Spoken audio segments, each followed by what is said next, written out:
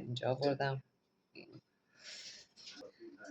من تو آشم نعناداغ اصلا یه چیز دیگه است.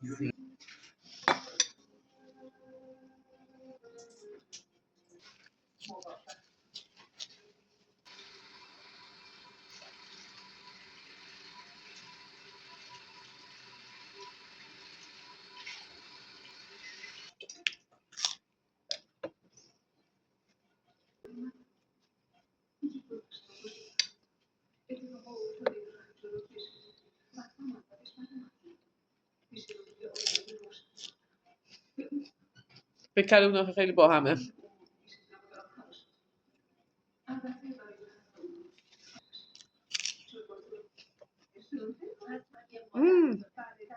لذیذ.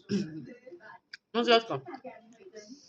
من روشن یه آهنگ می‌ذاریم دست بچه‌هام تبلیغی میگیم بزنید بچه‌ها بزنید با هم برقصیم و اینجوری سرگرمشون می‌کنیم. یعنی چی؟ به شکلی سرگرمی مونیم که با موسیقی ذهن بچه‌هامون رو آروم می‌کنیم. ما هم چند تا میگم دو ساعتی که میاد دنبالش ما بریم توی سالن. اصلا این فیلم به من انرژی میده.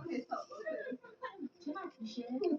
500 برای 2 ساعت زیاد نیست. به نظر تو زیاده به نظر من که چرا نیست؟ چون همونطور که می‌دونی اینجا یه مقام خیلی خاصی تازه اتاق این امارات استانبول بهاری جنار کنم همینجا اصلا چقدر این جیگره.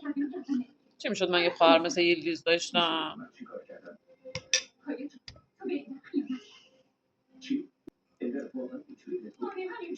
دخترم کوچیکم یلدیز مساویه دخترم کوچیکم.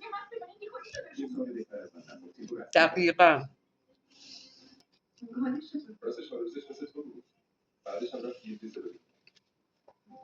وای.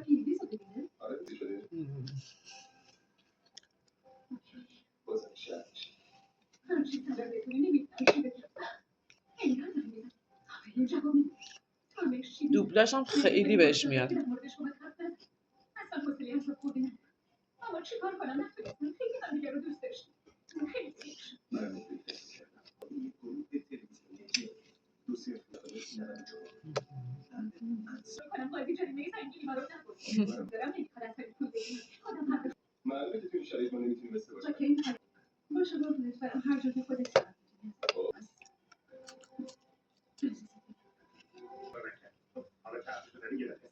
دوباره ازدواج میکنم.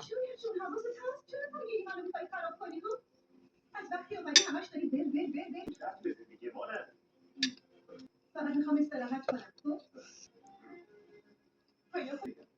زنی ثابت هم باشه نمیخوام پشت سرش چون شبیه بگذارید اما منتظرتونم با وقت تو باشه الهی شکر.